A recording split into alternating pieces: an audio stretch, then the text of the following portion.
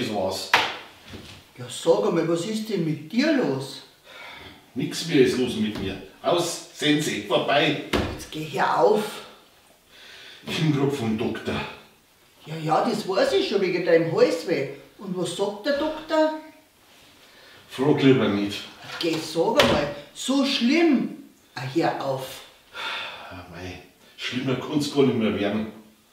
Ja, was hast du denn jetzt? Sag halt. Ist was Unheilbares? Wahrscheinlich eine Allergie. Eine Allergie?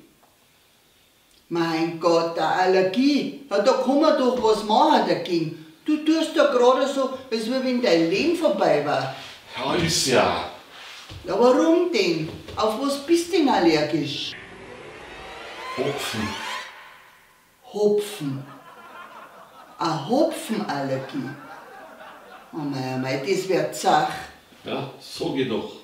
Ja, und was sagt der Doktor, wie kann man das heilen?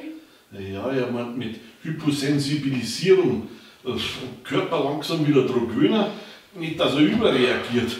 Also in kleinen Dosen. Ja, ich glaube, kleine Glasel gehen nicht rein. Schau mal.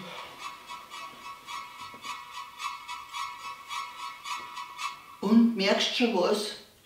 Mhm. Okay.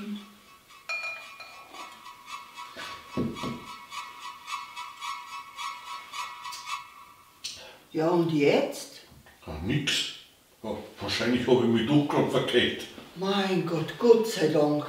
Weil den Zirkus, den darf ich nicht aushalten. Nein. Ah ja, das ist jetzt wieder typisch. Ich stehe kurz vorm Exitus und du denkst wieder nur an die. Männer.